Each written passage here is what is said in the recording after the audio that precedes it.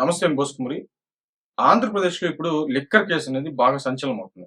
ఈ దీనికి ముందు ఢిల్లీ లిక్కర్ స్కామ్ అనేది బాగా అంటే బాగా వైరల్ అయింది. ఆ తర్వాత ప్రముఖులందరూ అరెస్ట్ అవ్వటం, ముఖ్యంగా కేజ్రీవాల్ గారు. ఆ తర్వాత ఆయన రావటం, మళ్ళీ తర్వాత ఎలక్షన్స్‌కెళ్ళటం, ఆయన ఓడిపోవటం ఇవన్నీ చూసాం.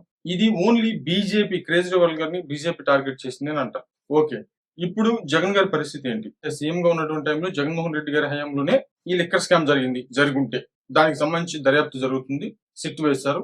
రోజుకు ఒక సంచలనాలు బయటకొస్తున్నాయి. ఎవరెవరు ఉన్నారు అనేటువంటి విధంగా. జగన్మోహన్ రెడ్డి గారికి అనుచరులైనటువంటి వాళ్ళు ప్రధానంగా అటు రాజకీయంగాను అన్ని విధాలుగా రాజశేఖర రెడ్డి గారి కాలం నుంచి వాళ్ళ కుటుంబానికి సన్నిహితులుగా ఉన్నటువంటి వాళ్ళే దీంట్లో మెయిన్ గా ఉన్నారు, బంధువులతో సహా అనేటువంటి విధంగా బయటకొస్తున్నాయి. రోజుకొక లీక్ చాలా సంచలనం అవుతుంది.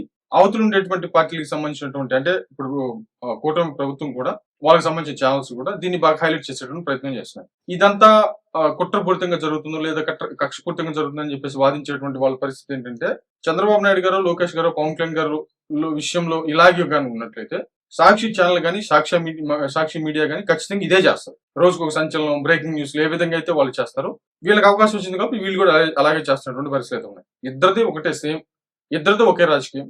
దీంట్లో ఎటువంటి విధానం లేదు. ఎవడెన్ని సొల్లు మాట్లాడినా కూడా అది అనవసరమైనటువంటి విషయం. వాడు ఎంత మేధావైనా అవుని, లేకపోతే న్యూట్రల్ జర్నలిస్టులు అవుని, ఎవరైనా అవుని. చంద్రబాబు నాయుడు గారితో, లోకేష్ గారితో, పవన్ కళ్యాణ్ గారితో అయితే అవతల మీడియా వదిలిపెడతా? ఖచ్చితంగా వదిలిపెట్టదు. ఇది గుర్తుపెట్టుకోవాలి. ఇప్పుడు ఇదంతా ఒక ఎత్తు అయితే జగన్మోహన్ రెడ్డి గారే ప్రధానమైనటువంటి వ్యక్తి. ఇది ఫైనల్ గా తేలుతున్నటువంటి విషయం. అంటే ఇంకా తెలియాలి. ఏమవుతుందో చూద్దాం. కానీ ఇక్కడ మనం గుర్తుపెట్టుకోవాల్సిన విషయం ఏంటంటే బీజేపీ సపోర్ట్ ఉందా లేదా జగన్మోహన్ రెడ్డి గారికి? బీజేపీ పార్టీ తలుచుకుంటే జగన్మోహన్ రెడ్డి గారు ఈ విషయాల్లో జైలుకి వెళ్ళడం పెద్ద మ్యాటర్ ఏం కాదు అనేది చాలా మంది ప్రస్తావిస్తున్నటువంటి విషయం. కానీ వెళ్తారా లేదా తెలియదు. బీజేపీ పార్టీ సపోర్ట్ చేస్తారా లేదా తెలియదు. నాకు తెలిసి అన్ని అంటే ఒక రకంగా చెప్పంటే ఆయనకు ఆర్థిక నేరాలు ఉన్నాయి విపరీతంగా. అదేవిధంగా ఈ వివేకానంద రెడ్డి గారి బాబాయికి సంబంధించినటువంటి హత్య కేసు ఉంది. ఇప్పుడు లిక్కర్ కేసు. ఆ తర్వాత భూముల స్కామ్ అని ఇంకోటి అంటున్నారు. టోటల్ గా ఒక 5-6 ఇష్యూలు అయితే మాత్రం ఖచ్చితంగా వస్తాయి. ఇది మూడో ఇష్యూ.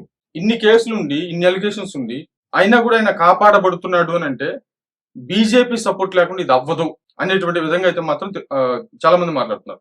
ఒకవేళ ఆయన కానీ రాబోయేటువంటి రోజుల్లో ప్లాన్ గా కానీ అరెస్ట్ అయితే ఇక బీజేపీ సపోర్ట్ లేనంటే, ఆయన అరెస్ట్ కాలేదంటే ఖచ్చితంగా బీజేపీ సపోర్ట్ ఉన్నట్టే అనేటువంటి విధంగా కొంతమంది మాట్లాడుతున్నారు. కానీ దీంట్లో నిజాలు తెలియాలి.